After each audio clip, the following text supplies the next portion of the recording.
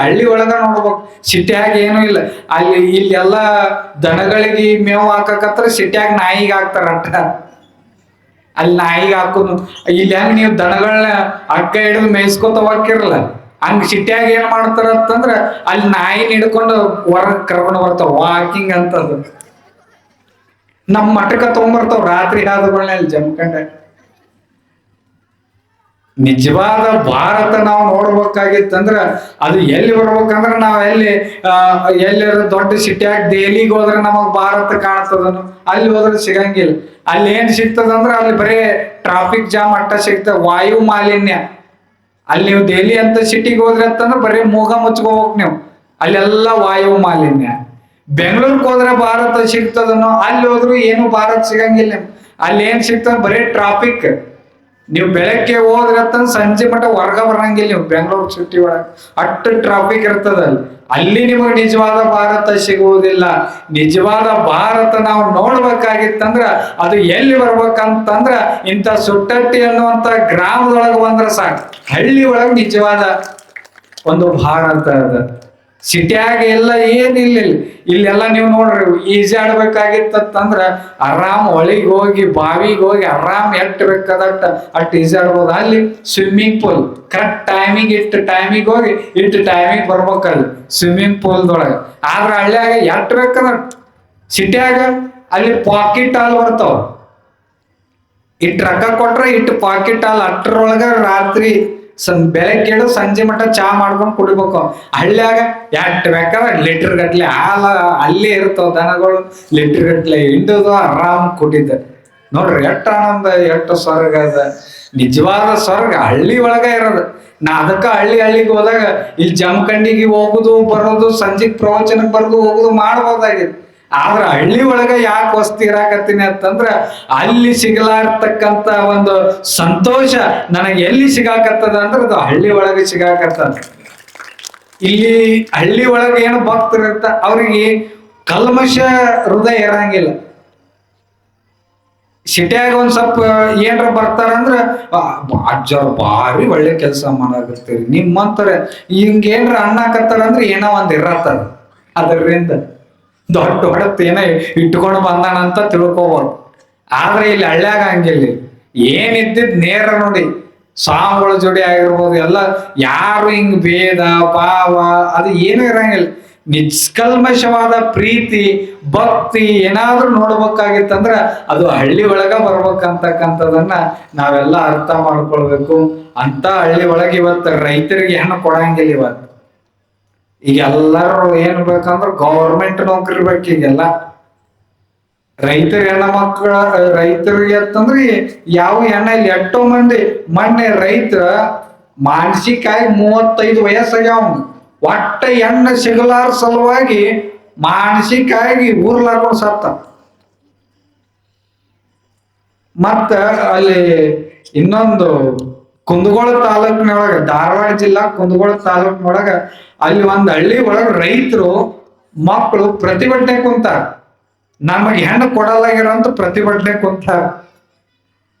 ಈಗ ಸರ್ಕಾರ ಈಗೆಲ್ಲ ಒಂದು ಅಕ್ಕಿ ಭಾಗ್ಯ ಏನೇನ ಭಾಗ್ಯ ಕೊಟ್ಟವಲ್ಲ, ಹಿಂಗೊಂದು ಹೆಣ್ಣು ಭಾಗ್ಯ ಅಂತ ಒಂದು ಕೊಡ್ಬೇಕಾಗೈತಿ. ಇವತ್ತು ರೈತರಿಗೋಸ್ಕರ ವಿಶೇಷವಾಗಿ ಇದನ್ನ ಮಾಡ್ಬೇಕಾಯ್ತು. ಪಾಪ ಇವತ್ತು ರೈತರ ಪರಿಸ್ಥಿತಿ ಬಹಳ 30-40 ವರ್ಷ ಆಗಿರ್ತಾವ, ಇನ್ನೂ ಮದುವೆ ಆಗಿರಂಗಿಲ್ಲ. ಅವ್ರು ಮತ್ತೆ ಯಾವ ಚಟನೂ ಮಾಡಂಗಿಲ್ಲ. ದುಡಿದು ತಿನ್ನುವಂತ ರೈತರ ಅದಾರ, ಅಂದ್ರ ಅವ್ರಿಗೆ ಹೆಣ್ಣು ಕೊಡಲಾಗ್ಯಾರ. ಇವತ್ತಿನ ದಿನಮಾನದೊಳಗ ನಾವು ರೈತರಿಗೆ ನಾವೆಲ್ಲರೂ ಸಹಿತ ಮೊದಲ ಕಿಮ್ಮತ್ ಕೊಡೋರು ನಾವೆಲ್ಲರೂ ಆಗ್ಬೇಕು. ಯಾಕಂತಂದ್ರೆ ಈ ಜಗತ್ತಿನೊಳಗೆ ಯಾರು ಇರ್ಲಿಕ್ಕೆ ನಡೀತದ, ನನ್ನಂತ ಸ್ವಾಮಿ ಇರ್ಲಿಕ್ಕೂ ನಡೀತದ, ಹೆಂಗೋ ಸಮಾಜ ನಡೀತದ. ಒಬ್ಬ ಗ್ರಾಮ ಪಂಚಾಯತಿ ಅಧ್ಯಕ್ಷ ಇರ್ಲಿಕ್ಕಂದ್ರು ಆ ಊರ್ ನಡೀತದ, ಹೆಂಗೋ ನಡೀತದ. ಒಬ್ಬ ಏನ್ರ ಶಾಸಕ ಇರ್ಲಿಕ್ಕಂದ್ರು ಆ ಮತಕ್ಷೇತ್ರ ಹೆಂಗೋ ನಡೀತದ. ಒಬ್ಬ MP ಇರ್ಲಿಕ್ಕಂದ್ರು ಆ ಜಿಲ್ಲಾ ಹೆಂಗೋ ನಡೀತದ. ಒಬ್ಬ ಮುಖ್ಯಮಂತ್ರಿ ಇರ್ಲಿಕ್ಕಂದ್ರು ಆ ರಾಜ್ಯ ಮುಂದ್ರು ನಡೆದ್ರು ನಡಿಬಹುದು. ಒಬ್ಬ ಪ್ರಧಾನ ಮಂತ್ರಿ ಇರ್ಲಿಕ್ಕಂದ್ರು ಆ ದೇಶ ನಡೆದ್ರು ನಡಿಬಹುದು. ಆದ್ರ ನಮ್ಮ ದೇಶದ ಬೆನ್ನೆಲುಬಾಗಿರ್ತಕ್ಕಂಥ ರೈತ ಇರ್ಲಿಕ್ಕಂತಂದ್ರ ಈ ದೇಶ ಮುನ್ನ ನಡ್ಲಿಕ್ಕೆ ಸಾಧ್ಯ ಇಲ್ಲ ಅಂತಕ್ಕಂಥದ್ದು ಅರ್ಥ ಮಾಡ್ಕೊಳ್ಳೋದು.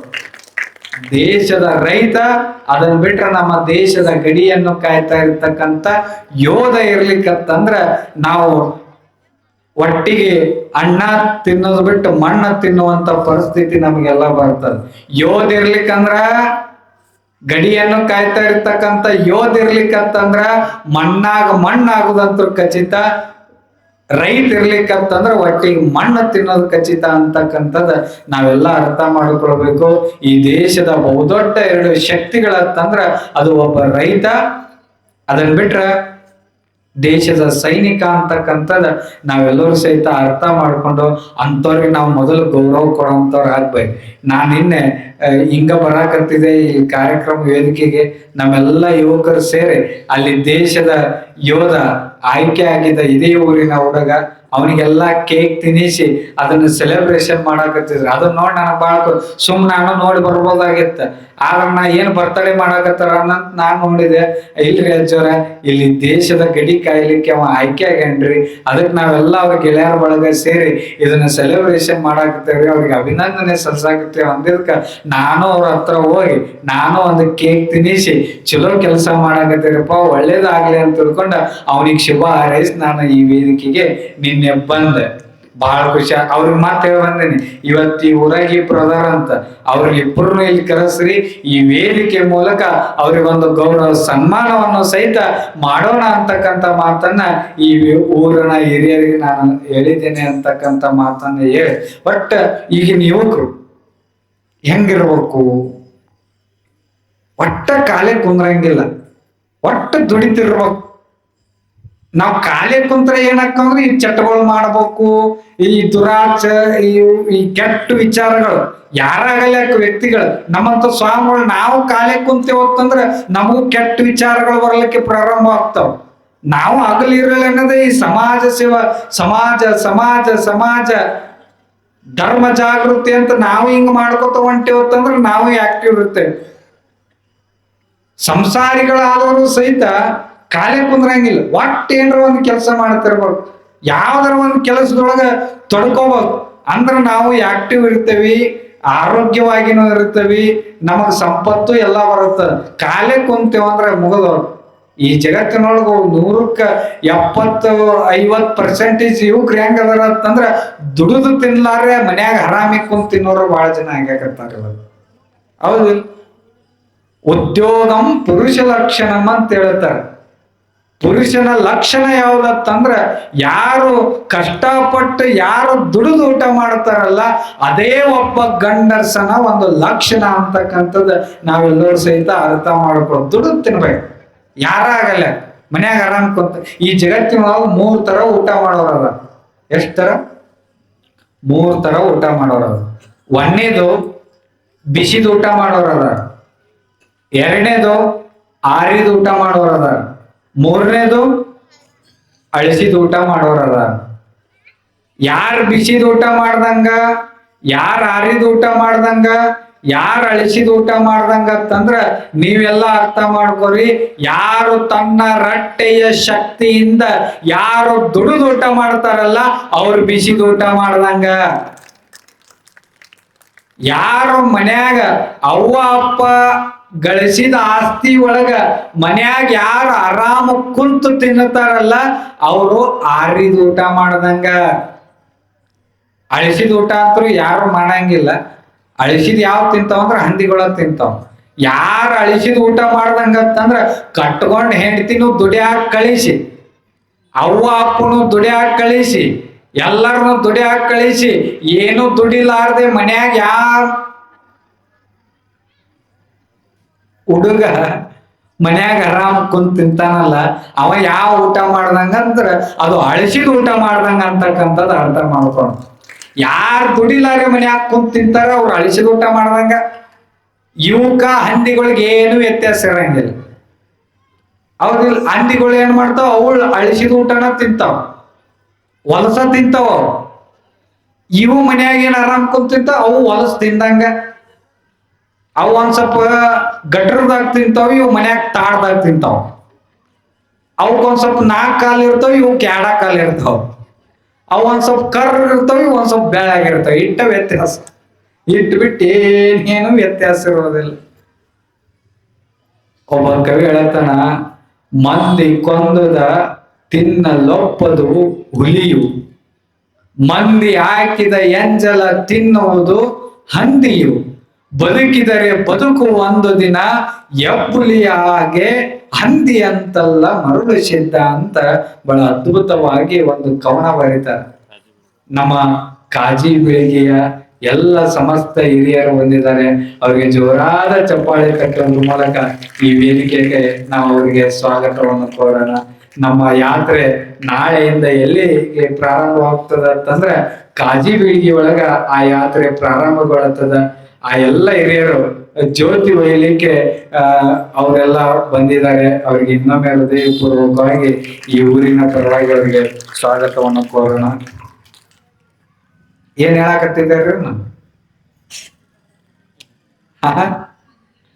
ಹಾ ಹೇಳ್ತಾರ, ಮಂದಿ ಕೊಂದುದ ತಿನ್ನಲೊಪ್ಪದು ಹುಲಿಯು. ನೋಡ್ರಿ ಹುಲಿ ನೋಡ್ರಿ, ನೀವು ಕಾಡಿನೊಳಗ ಅದು ಮಂದಿ ಬ್ಯಾರೆ ಪ್ರಾಣಿಗಳು ಏನ್ರ ಕೊಂದಿತ್ತಂದ್ರ ತಿನ್ನಂಗಿಲ್ಲ. ಅದು ಸ್ವತಃ ಬೇಟೆ ಆಡಿನ ತಿಂತದದು. ಮಂದಿ ಕೊಂದಿದ್ ಒಟ್ಟ ತಿನ್ನಂಗಿಲ್ಲ ಅದು. ಅದಕ್ಕೆ ನಾವ್ ಅಂತಿರ್ತಾರೆ ಎಬ್ಬುಲಿ ಅಂತ ಯಾರಿಗೆ ಕರೀತಾರ ಅಂದ್ರ, ಈ ಎಬ್ಬುಲಿ ಕಟಿಂಗ್ ಹೊಡ್ಸ್ಕೊಂಡವ್ರಿಗೆ ಎಬ್ಬುಲಿ ಅಂತ ಕರೆಯಂಗಿಲ್ಲ. ಈಗ ನೋಡಿ ಈಗಿನ ಹುಡುಗರು ಎಬ್ಬುಲಿ ಕಟಿಂಗ್ ಹೊಡ್ಸ್ಕೊಡೋದು ಎಬ್ಬುಲಿ ಅಂತವ್ ಸ್ಟೇಟಸ್ ಹಾಕೋದು. ಎಬ್ಬುಲಿ ನಮ್ಮ ಹೀರೋ. ಎಬ್ಬುಲಿ ಕಟಿಂಗ್ ಹೊಡ್ಸ್ಕೊಂಡವ್ರಿಗೆ ಎಬ್ಬುಲಿ ಅಂತ ಕರೆಯುವುದಿಲ್ಲ. ಯಾರು ದುಡಿದ ತಮ್ಮ ತಂದೆ ತಾಯಿಗಳ ಕಷ್ಟ ಆಗ್ಲಾರ್ದಂಗ ವಯಸ್ಸಾದ ಮೇಲೆ ತಂದೆ ತಾಯಿಗಳನ್ನ ಒಟ್ಟ ಕೆಲ್ಸಕ್ಕೆ ಹಚ್ಚಲಾರ್ದಂಗ ಅವ್ರಿಗೆ ಚಂದ ದುಡಿದು ಅವ್ರಿಗೆ ಯಾರು ಆಗ್ತಾರಲ್ಲ ಅವರೇ ನಿಜವಾದ ಎಬ್ಬುಲಿ ಅಂತ ಕರೆಸ್ಕೊತಾರ. ಕಟಿಂಗ್ ಮಾಡಿಸ್ಕೊಂಡವ್ರ ಅಲ್ಲ. ಅದಕ್ಕ ಚಂದ ದುಡಿದು ಊಟ ಮಾಡ್ಬೇಕು. ಕಾಯಕವೇ ನಾವು ಎಲ್ಲಾ ಶಿವಶರಣರು ಕೈಲಾಸವನ್ನು ಎದರೊಳಗ ಕಂಡ್ರತ್ತಂದ್ರ ಕಾಯಕದೊಳಗ, ಕೆಲಸದೊಳಗ ಕೈಲಾಸವನ್ನು ಕಂಡ್ರು. ಅದಕ್ಕೆ ಕಾಯಕ ಪ್ರತಿಯೊಬ್ಬರು ಸಹಿತ ಹೆಣ್ಣು ಮಕ್ಕಳಾಗಲ್ಯಾಕ ಗಂಡ ಮಕ್ಕಳಾಗಲ್ಯಾಕ ಎಲ್ಲರೂ ದುಡಿದ ತಿನ್ನಬೇಕು. ಯಾರು ಹಂಗ ಮಕ್ಕಳಿಗೆ ಅದ ಕಲಿಸ್ಬೇಕು. ನಾವು ಮಕ್ಕಳಿಗೆ ಏನ್ ಮಾಡಾಕ್ತಿ, ಏ ಮಗ ನಿಚ್ ಏನ್ ಕೆಲಸ ಮಾಡ್ಬಾರ್ದು, ನೀವ್ ಒಬ್ಬನಾದಿ ಚಂದ ಇರ್ಬೇಕು. ನೀ ಇಲ್ಲಿ ಹಳ್ಳ್ಯಾಗ ನಡೀತದ್ರಿ. ಹಳ್ಳ್ಯಾಗೆಲ್ಲ ನೀವು ಕೆಲ್ಸಕ್ಕೆ ಹಚ್ತೀರಿ. ಇಲ್ಲೆಲ್ಲ ನಾನು ನೋಡಿರ್ತೇನೆ, ಸಣ್ಣ ಸಣ್ಣ ಹುಡುಗರು ಸಮೇಕ ನೇಗಿಲ ಹೊಡಿತಾವ, ಎಣ್ಣೆ ಹೊಡಿತಾವ, ನೀರು ಬಿಡ್ತಾವ. ಇಲ್ಲಿ ಹಳ್ಳಿ ಒಳಗ ಅದು ಉಳ್ದ ಅವು ಕಚ್ಬೇಕ್ರಿ ಹೊಲದಾಗ. ಅವಕ್ಕೂ ಒಂದ್ ಸ್ವಲ್ಪ ಹೆಂಗ ನೀರು ಬಿಡ್ಬೇಕು, ಹೆಂಗ ಗೊಬ್ಬರ ಹಾಕ್ಬೇಕು, ಹೆಂಗ ಔಷಧಿ ಯಾವಾಗ ಔಷಧಿ ಹೊಡಿಬೇಕು, ಆ ವಿದ್ಯೆನೂ ಕಲಿಸ್ಬೇಕು. ಅವ್ರ ಮುಂದೆ ಯಾವ ಕಲ್ತಿದ್ ವಿದ್ಯೆ ಕೈ ಬಿಡ್ತದೋ ಇಲ್ಲ ಗೊತ್ತಿಲ್ಲ. ಈ ವಿದ್ಯೆ ಕೈ ಬಿಡಂಗಿಲ್ಲ ಅವ್ರಿಗೆ. ಮುಂದೆಲ್ಲ ಈಗ ಬಾಳ ಮುಂದುವರ್ದ. ಈಗ ಮುಂದೆ ಯಾರಿಗೂ ಕಾಲಿಲ್ಲ. ಈಗ ಡಾಕ್ಟರ್ಗಳಿಗೆ ಕಾಲಿಲ್ಲ, ಇಂಜಿನಿಯರಿಂಗ್ ಗಳಿಗೆ ಕಾಲಿಲ್ಲ, ಯಾರಿಗೆ ಕಾಲಿಲ್ಲ. ಯಾಕಂತಂದ್ರೆ ಈಗೆಲ್ಲ ಆರ್ಟಿಫಿಷಿಯಲ್ ಟೆಕ್ನಾಲಜಿ, AI ಟೆಕ್ನಾಲಜಿ ನಡೆದದ ಈಗೆಲ್ಲ. ಅಲ್ಲೆಲ್ಲ ನೀವೆಲ್ಲ ನೋಡ್ಬಿಟ್ರತ್ತಂದ್ರ ಡಾಕ್ಟರ್ಗಳದ್ದು ಏನು ಕೆಲ್ಸ ಇಲ್ಲ. ಮುಂದ ಅವ್ರದ್ದು ಈಗೆಲ್ಲ ಕಂಪ್ಯೂಟರ್ ಸಿಸ್ಟಮ್ ಬಂದಾವ. ಈಗೆಲ್ಲ ಸಿಟಿ ಒಳಗ, ದೊಡ್ಡ ದೊಡ್ಡ ಸಿಟಿ ಒಳಗ ಹಿಂಗ್ ಬಾಡಿ ಸ್ಕ್ಯಾನ್ ಹಿಂಗ್ ಮಾಡ್ಬಿಡ್ತಂದ್ರ ಇವ್ರಿಗೆ ಇಂತಲ್ಲೇ ರೋಗ ಆಗೈತೆ ಅನ್ನೋದು ಕಂಪ್ಯೂಟರ್ದೊಳಗೆ ಬಂದ್ಬಿಡ್ತದ. ಈ ಡಾಕ್ಟರ್ಗಳಿಗೆ ಏನ್ ಕೆಲ್ಸ ಉಳಿತು. ಈಗ ಇಂಜಿನಿಯರಿಂಗ್ಗಳದ್ದು ಏನಿಲ್ಲ. ಅವರು ಈ ಜಾಗ ತೋರಿಸ್ಬಿಟ್ರತ್ತಂದ್ರ ಆ ಕಂಪ್ಯೂಟರ್ದೊಳಗೆ ಈ ಜಾಗದೊಳಗೆ ಇದು ಪೂಜೆ ಕೋಲಿ, ಬೆಡ್ರೂಮ್, ಹಾಲ್ ಈ ಜಾಗದೊಳಗೆ ಹಾಕ್ಬೇಕು ಅನ್ನೋದು ಆ ಕಂಪ್ಯೂಟರ್ದೊಳಗ ಬಂದ್ಬಿಡ್ತದ. ಅವ್ರದ್ದು ಕಾಲಿಲ್ಲ. ಯಾರ್ದು ಮುಂದೆ ಯಾರ್ದು ಕಾಲಿಲ್ಲ. ಈ ಜಗತ್ತಿನೊಳಗ ಒಬ್ಬೊಂದ ಕಾಲ ಯಾರ್ದು ಶಾಶ್ವತವಾಗಿ ಉಳಿತದಂದ್ರ ಅದು ನಮ್ಮ ಹೆಮ್ಮೆ ರೈತಂದು ಅಂತಕ್ಕಂಥದ್ದು ಅರ್ಥ ಮಾಡೋದು.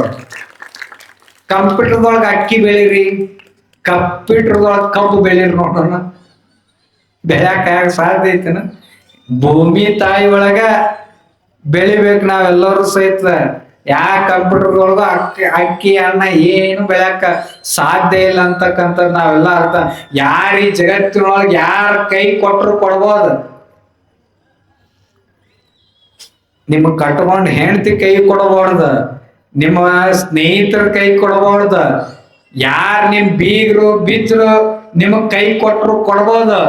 ಆದ್ರ ನಿಮ್ಮ ಕೈ ಕೊಡ್ಲಾರ್ತಕ್ಕಂಥದ್ದು ಈ ಜಗತ್ತಿನೊಳಗ ಯಾವ್ದಾದ್ರು ಆಸ್ತಿ ಇದ್ರ ಅದು ನಿಮ್ ಹಿರಿಯರು ಗಳಿಸಿರ್ತಕ್ಕಂಥ ಆಸ್ತಿ ಏನೈತಲ್ಲ ಅದು ಎಂದೂ ಕೈ ಕೊಡಕ್ ಸಾಧ್ಯ ಇಲ್ಲ. ಎಷ್ಟು ಮಂದಿ ರೈತರು ಇಲ್ಲಿ ಎಷ್ಟು 1 ಎಕರೆ ಇದ್ದವರು ಸಹಿತ ಎಷ್ಟು ಬಲಿಷ್ಠವಾಗಿ ಒಬ್ಬೊಬ್ರು 100 ಎಕರೆ ಇರ್ತದ, ಅದನ್ನ ಹೆಂಗ ಬೆಳಿಬೇಕು ಅನ್ನೋದು ಗೊತ್ತಿರಂಗಿಲ್ಲ. ಒಬ್ಬೊಬ್ರಿಗೆ 1 ಎಕರೆ ಇರ್ತದ, ಅವ್ರು ಇನ್ನೊಬ್ಬರು ಹೊಲ ಮಾಡಿ ಕಷ್ಟಪಟ್ಟು ದುಡಿದು ಎಷ್ಟು ಚಂದ ಬದುಕ್ತಾ ಇರ್ತಾರೆ ಈ ಭಾಗದೊಳಗ. ನಾ ಎಲ್ಲಾ ಕಣ್ಣಾರೆ ನೋಡಕತ್ತೀನಿ ಅನ್ನೋದ ನನಗ ಒಂದು ಆನಂದ. ಈ ಭಾಗದ ರೈತರು ನೋಡೋದ ಒಂದು ಆನಂದ ಅಂತಕ್ಕಂತ ಮಾತುಗಳನ್ನ. ಬಟ್ ನಮ್ಮ ಇವತ್ತಿನ ತಾತ್ಪರ್ಯ ನಿಮ್ಗೆ ಹೇಳೋದಿಷ್ಟೇ, ಎಲ್ಲ ಯುವಕರು ಇದ್ದಾರೆ, ಎಲ್ಲರೂ ಕುಂತ್ಕೊಂಡಿದ್ದಾರೆ. ಒಟ್ಟು ಎಲ್ಲರೂ ನನ್ನ ಹಿಡ್ಕೊಂಡ ಹೇಳಕತ್ತೀನಿ, ನಾವು ಏನ್ ಆರಾಮ್ ಇರ್ಬೋದ್ರಿ, ನಮಗೇನ್ ಕಡಿಮೆ ಆಗ್ಯದ. ನಮಗೂ ಏನ ಮಠಕ್ ಬಂದ್ ನೋಡ್ರಿ ನಾವು ಏನು ಈ ಕಡಿಮೆ ಇಲ್ಲ. ನಮ್ದು ಆರಾಮ್ AC ರೂಮ್ ಅದ, ತಿಂಗಳ ಕೂತೇವತ್ತಂದ್ರು 1.5 ಲಕ್ಷ ರೂಪಾಯಿ ಬಾಡಿಗೆ ಬರ್ತದ. ನಮ್ದು ವರ್ಷದ ಮತ್ ಬಾಳ ನಮ್ದು 45 ಎಕರೆ ಐತಿ ಆಸ್ತಿ, ಮತ್ ಸ್ಕೂಲ್ ಅದ, ಕಾಲೇಜ್ ಎಲ್ಲಾನು ಅದ. ಆರಾಮ್ ನಾವು ತಿಂಗಳ ಬರ್ತದ, ವರ್ಷದ ರೊಕ್ಕ ಬರ್ತದ, ಆರಾಮ್ ತಗೊಂಡು ಮಡದಾಗ ಇರ್ಬೇಕಾಗಿತ್. ನಾವು ಹಿಂಗ ಮನಿ ಅಡ್ಡಾಡೋದು, ನೀವು ಕೊಡುವಂತ 50, 100 ರೂಪಾಯಿ 500 ರೂಪಾಯಿ ತಕ್ಷಣಕ್ಕ ನಾವ್ ಮನಿಗ್ ಬಂದು ನೀವು ಚಟ ಬಿಡ್ರಪ್ಪ, ರುದ್ರಾಕ್ಷ ಹಾಕೋರಪ್ಪ, ನೀವ್ ಒಳ್ಳೆಯವ್ರ ಆಗ್ರಪ್ಪ ಅಂತ ತಿಳ್ಕೊಂಡ ಯಾಕೆ ಬೇಕಾಗಿತ್ತು ನಮಗ? ಬೆಳಗ್ಗೆ ಮತ್ 6ಕ್ಕೆ ಹೇಳೋದು, 7ಕ್ಕೆ ಪಾದಯಾತ್ರೆ ಮಾಡೋದು, ಮತ್ ಸಂಜೆಗ್ ಭಕ್ತರ ಮನ್ಯಾಗ ಸ್ನಾನ ಪೂಜೆ ಮುಗಿಸ್ಕೊಂಡು ದಿನಾದ್ರ 12-12ವರೆಗೆ ಮಕ್ಕೊಳ್ಳೋದು. ಇಷ್ಟೆಲ್ಲ ಕಷ್ಟಪಡೋದು ಯಾಕೆ ಬೇಕಾಗೈತೆ ಅಂತಂದ್ರ ಈ ಜಗತ್ತಿನೊಳಗೆ ಸನ್ಯಾಸಿ ಆಗಲ್ಯಾಕ, ಅವ ಯಾವನೇ ಭಕ್ತ ಆಗಲ್ಯಾಕ. ಎಲ್ಲರದು ಕಾಯಕ ಯಾವ್ದಂತಂದ್ರ ನನ್ನ ಕಾಯಕ ನಾ ಮಾಡೋದು. ನಿಮ್ದೆಲ್ಲ ಏನ್ ಮಾಡಿರ್ತಾರ ಅಂತಂದ್ರ ಉದ್ಯೋಗ, ನಿಮ್ಗ ಒಂದು ಇದು ಮಾಡಿದ್ರೆ ಉದ್ಯೋಗ ಅಂತ ಬರ್ತದ. ನಿಮ್ಮ ಆಸ್ತಿ ಪತ್ರದೊಳಗ ಉದ್ಯೋಗ ಅಂತ ಬರ್ತದ. ಉದ್ಯೋಗ ಕಾಲಮ್ದೊಳಗ ನೀವ್ ಏನ್ ಮಾಡ್ತೀರಿ, ರೈತರಿದ್ರ ರೈತರ ಆಗ್ತೀರಿ, ಇಂಜಿನಿಯರಿಂಗ್ ಇದ್ರೆ ಇಂಜಿನಿಯರ್, ಡಾಕ್ಟರ್ ಇದ್ರ ಡಾಕ್ಟರ್, ಪೊಲೀಸ್ ಇದ್ರ ಪೊಲೀಸ್, ಇವೆಲ್ಲ ಬರೀತೀರಿ. ನಾವು ಸನ್ಯಾಸಿಗಳದ್ದು ಉದ್ಯೋಗ ಅಂತ ಬರ್ದಿರ್ತಾರ. ನಾವೇನಂತ ಹಾಕೊಳ್ತೀವಿ, ಏನ್ ಮಾಡ್ತೀವಿ ನಾವೇನ್ ಹಾಕೊಳ್ಳೋದಂದ್ರ ಧರ್ಮ ಪ್ರಸಾರ. ನಮ್ಮ ಕಾಯಕ ಏನು, ಪ್ರತಿ ಭಕ್ತರ ಮನೆಗಳಿಗೆ ಹೋಗಿ ಧರ್ಮ ಪ್ರಸಾರ ಮಾಡುವುದೇ ಅದು ಒಬ್ಬ ಸನ್ಯಾಸಿಯ ಕಾಯಕ ಅಂತಕ್ಕಂಥ ನಾವೆಲ್ಲ ಅದನ್ನ ಅರ್ಥ ಮಾಡ್ಕೊಂಡೆ. ಸ್ವಾಮಿ ಅಂದರೆ ಮಠದ ಒಡೆಯನಲ್ಲ. ನಮ್ಮ ಆಂಗಲ್ ಕುಮಾರ್ ಶಿವಗಳ ಅದರ ಆ ಅವರು ಕಟ್ಟಿರ್ತಕ್ಕಂಥ ಶಿವಯೋಗ ಮಂದಿರದೊಳಗೆ ನಾನು ಅಧ್ಯಯನ ಮಾಡಿದ್ದೇನೆ ಸುಮಾರು 5 ವರ್ಷ. ಅಲ್ಲಿ ಹೆಂಗಿರ್ತದಂದ್ರೆ ನಿಮ್ ತುರ್ಚಿ ಅಜ್ಜಾರ ಅದಾರ, ತುರ್ಚಿ ಅಜ್ಜಾರ ಏನದಾರಲ್ಲ, ಅವ್ರ ಮಾರ್ಗದರ್ಶನದೊಳಗ ಬೆಳೆಯುವಂತ ಸಣ್ಣ ಸಾಧಕ ನಾನು. ಇವತ್ ನಾವು ಓಲೆ ಮಠಕ್ಕೆ ಕೇಂದ್ರ ಆಗೀನಿ ಅಂತಂದ್ರ ನಮ್ ಓಲೆ ಮಠದ ಅಧಿಕಾರವನ್ನು ವಹಿಸ್ಕೊಂಡ ಆ ಸೇವಾ ಮಾಡುವಂತ ಅವಕಾಶ ನನಗ್ ಕೊಟ್ಟವ್ರು ಯಾರಂತಂದ್ರ ಅದು ತುರ್ಚಿ ಶಿವಲಿಂಗೇಶ್ವರ ಮಠದ ಅಲ್ಲಮ ಪ್ರಭು ಮಹಾಸ್ವಾಮಿಗಳು ಅಂತ ತಿಳ್ಕೊಂಡ ಬಹಳ ಹೃದಯ ತುಂಬಿ ಹೇಳಕ್ ಇಚ್ಛಾ ಪಡ್ತೇನೆ ನಾನು. ಅವ್ರು ಕಲ್ತಿದ್ದು ಶಿವಯೋಗ ಮಂದಿರದೊಳಗ, ನಾನು ಅದ ಶಿವಯೋಗ ಮಂದಿರದೊಳಗ ಕಲ್ತಿದ್ದೇನೆ. ಅಲ್ಲಿ ನಮಗ್ ಒಂದ ಕಲಿಸಿಕೊಡ್ತಾರ ಏನಂತಂದ್ರ, ನೀ ಸ್ವಾಮಿ ಅಂದ್ರ ದೊಡ್ಡ ಮಟ್ಟದ ಒಡೆಯನಲ್ಲಪ್ಪ, ನೀ ಏನಂತಂದ್ರ ಸಮಾಜದ ನಿಷ್ಠಾವಂತ ಸೇವಕ. ನೀ ಸ್ವಾಮಿ ಆದ್ಮೇಲೆ ಆರಾಮ್ ಕಾರ್ನ್ಯಾಗ ಅಡ್ಡಾಡೋದು, ದೊಡ್ಡ ಕುರ್ಚಿ ಮ್ಯಾಗ ಕುಂದ್ರೋದು ಅದು ಸ್ವಾಮಿತ್ವದ ಲಕ್ಷಣ ಅಲ್ಲ. ಸ್ವಾಮಿತ್ವದ ಲಕ್ಷಣ ಯಾವ್ದಂತಂದ್ರ ಸಮಾಜದ ನಿಷ್ಠ ಪ್ರಸಂಗ ಬಂತಂದ್ರ ಈ ಸಮಾಜದೊಳಗೆ ನೀನು ಕಸಬಾರ್ಗೆ ಹಿಡ್ಕೊಂಡು ಸ್ವಚ್ಛ ಮಾಡಕ್ಕೂ ಸಹಿತ ನೀನ್ ರೆಡಿ ಆಗ್ಬೇಕಂತ ತಿಳ್ಕೊಂಡು ನಮ್ಮನ್ನ ಗಟ್ಟಿ ಮಾಡಿ ಶಿವಯೋಗ ಮಂದಿರದಿಂದ ಹೊರಗೆ ಕಳಿಸಿರ್ತಾರ. ನಮ್ಮ ಅಲ್ಲಿ ಹೆಂಗಿರ್ತದಂದ್ರ ನಮ್ದು ಪದ್ಧತಿ ನಿಮ್ಗೆಲ್ಲ ಗೊತ್ತಿರ್ಬೋದು. ಶಿವಯೋಗ ಮಂದಿರದೊಳಗೆ 5 ವರ್ಷ ನಾವಿದ್ದೆ. ಅಲ್ಲಿ ಯಾರ ಸ್ವಾಮಿಗಳ ಕಲಿಯಲ್ಲ. ಅಲ್ಲಿ ಹೆಂಗ್ ಪದ್ಧತಿ ಅಂತಂದ್ರ ಊಟ ಹೆಂಗಿರ್ತದಂತಂದ್ರ ಒಟ್ಟ ಉಪ್ಪು ಇರಂಗಿಲ್ಲ, ಒಟ್ಟ ಉಪ್ಪ ಇಲ್ಲ, ಸಪ್ಪಂದ ಒಟ್ಟ ಕಾರಂತೂ ಸಮೀಪ ಇಲ್ಲ, ಒಟ್ಟ ಉಪ್ಪಿಲ್ಲ, ಕಾರಿಲ್ಲ, ಹುಳಿ ಏನೇನು ಇಲ್ಲ, ಒಟ್ಟ ಸಪ್ಪಂದ ಊಟ ಉಣಬೇಕು. ಅವ್ರ ಸಾರು ಮಾಡಿದ್ರಂದ್ರು ಸಾರಿನೊಳಗೆ ಉಪ್ಪು ಹಾಕಂಗಿಲ್ಲ, ಖಾರ ಹಾಕಂಗಿಲ್ಲ, ಸಪ್ಪಂದ ಹಂಗ ಅನ್ನದ ಜೊತೆ. ಅಲ್ಲಿ ಪದ್ಧತಿ ಹಂಗದ ಅಂತ ಇದ್ರೊಳಗೆ ಮತ್ತಲ್ಲಿ ಯಾರ ನಮ್ಮ ತಂದೆ ತಾಯಿಗಳು ಬಂದ್ರು ಸಹಿತ ಚೂರು ಭೇಟಿ ಮಾಡ್ಸಕ್ ಬಿಡಂಗಿಲ್ಲ. ಅವ್ರ ನಮ್ದಲ್ಲಿ ಇರೋದು ನೀವು ಶಿವ ಮಂದಿರಕ್ಕೆ ಹೋದ್ರೆ ಗೊತ್ತಾಗ್ತದ. ನಾವು ಇರುವಂತ ಸ್ಥಳ ಮತ್ತ ಜನರು ಬರುವಂತ ಸ್ಥಳಕ್ಕೆ 1 ಕಿಲೋಮೀಟರ್ ಡಿಫ್ರೆನ್ಸ್ ಐತಿ. ನಮ್ ಜಂಜರವಾಡದವ್ರು ಹೋಗಿ ಬಂದಾಗ ಕೇಳಿರ್ಬೇಕಾದ್ರೆ 1 ಕಿಲೋಮೀಟರ್ ದೂರ ಯಾರ ತಂದೆ ತಾಯಿಗಳು ಬಂದ್ರು ಅವ್ರು ಎಟ್ ಹತ್ತಾರ ನನ್ನ ಮಗ ಬಂದ ನನ್ನ ಮಗನ್ ನೋಡ್ಬೇಕಂತ ಎಟ್ ಅಳ್ಕೋತ ನಿಂತ್ರು ಅವ್ರು ನಿಕಳಿ ಬಿಡಂಗಿಲ್ಲ. ನಮ್ಮ ಮಗು ಬಂದಾಳಂತ ನಾವು ಭೇಟಿ ಆಗ್ಬೇಕಂದ್ರು ನಕಳಿ ಬಿಡಂಗಿಲ್ಲ. ಅಂತ ಒಂದು ಕಠಿಣ ಇದ್ರೊಳಗ ನಾವು ತಯಾರಾಗಿ ಬಂದೇವಿ. ಅಂತ ಶಿವಯೋಗ ಮಂದಿರದೊಳಗ ನಾವೆಲ್ಲರೂ ಸಹಿತ ಕಲ್ತ್ ಬಂದಿದೆ. ಅದಕ್ಕೆ ನಮ್ದು ಅಲ್ಲಿ ಏನ್ ಕಲ್ಸ್ಯಾರ ಅಂತಂದ್ರ ಸ್ವಾಮಿಗಳಾದವರು ಕಾಯಕ ಮಾಡ್ಬೇಕು, ಭಕ್ತರಾದವರು ಕಾಯಕ ಮಾಡ್ಬೇಕು. 12ನೇ ಶತಮಾನದೊಳಗೆ ಎಲ್ಲ ಶಿವಶರಣರು ಸಹಿತ ಒಂದೊಂದು ಕಾಯಕ ಮಾಡ್ತಿದ್ರು. ಎಲ್ಲರೂ ಕಾಯಕ ಮಾಡಿ 12ನೇ ಶತಮಾನದೊಳಗ ಕಾಯಕದಿಂದ ಬಂದಿರತಕ್ಕಂತ ಏನು ದುಡ್ಡು ಇರ್ತದಲ್ಲ ಅದನ್ನ ಪ್ರಸಾದ ದಾಸೋಹ ಅಂತಕ್ಕಂಥದ್ದು ಮಾಡ್ತಿದ್ರು. ಅದರೊಳಗೆ ನಿಜವಾದ ಉಪಕಾರಿಯಾಗಿ ನಿನ್ನೆ ಏನ್ ಹೇಳಿನಲ್ಲ, ಬಂದಿದ್ದನ್ನ ಒಂದ್ ಸ್ವಲ್ಪ ಸಮಾಜಕ್ಕೆ ಬಳಸೋದು. ಇದ್ದಲ್ಲಿ ಇತ್ತಂದ್ರೆ ಹೆಂಗಾಗ್ತದಂದ್ರ ಸಮುದ್ರದ ನೀರ ಹರಿಯಂಗಿಲ್ಲ, ಅದು ನಿಂತಲ್ಲಿ ನಿಂದಿರ್ತದ. ಹೆಂಗಿರ್ತದ ಸಮುದ್ರದ ನೀರು ಹೆಂಗಿರ್ತಾವ? ಸಿಹಿ ಇರ್ತಾವೇನ? ಉಪ್ಪು ಇರ್ತಾವಿಲ್ಲ? ಇವು ಸದಾಕಾಲ ನದಿಗಳು, ನಮ್ಮ ಕೃಷ್ಣ, ಮಲಪ್ರಭಾ, ಘಟಪ್ರಭಾ ಇವೆಲ್ಲ ನದಿಗಳು ಹರಿತಾವ. ಅವು ಹೆಂಗಿರ್ತಾವ? ಸಿಹಿ ಇರ್ತಾವಿಲ್ಲ? ಅದಕ್ಕೆ ನಾವು ಅರ್ಥ ಮಾಡ್ಕೊಳ್ಬೇಕು, ನಮ್ದು ಸಂಪತ್ತೇನು ಬರ್ತದ ಬಂದಿದ್ದ ಬರೀ ನಿಂತಲ್ಲೇ ನಿಂತಂದ್ರ ಅದು ಉಪ್ಪು ಇದ್ದಂಗ, ಸಮುದ್ರ ನೀರು ಉಪ್ಪು ಇದ್ದಂಗ. ಯಾವಾಗ್ಲೂ ಬಂದಿದ್ದನ್ನ ಸಮಾಜಕ್ಕೆ ಏನಾದ್ರೂ ಒಂದ್ ಸ್ವಲ್ಪ ಬಡವರಿಗೆ ಇಂಥ ಕಾರ್ಯಕ್ರಮಗಳಿಗೆ ಯಾರು ದಾನ ದಾಸೋಹ ಮಾಡ್ತಾರಲ್ಲ ಅವ್ರ ಬದುಕರು ಸಹಿತ ನೀರಿನಂಗ ಸಿಹಿ ನೀರಿದ್ದಂಗ ಆಗ್ತದ ಅಂತಕ್ಕಂಥದನ್ನ ನಾವೆಲ್ಲರೂ ಸಹಿತ ಅರ್ಥ.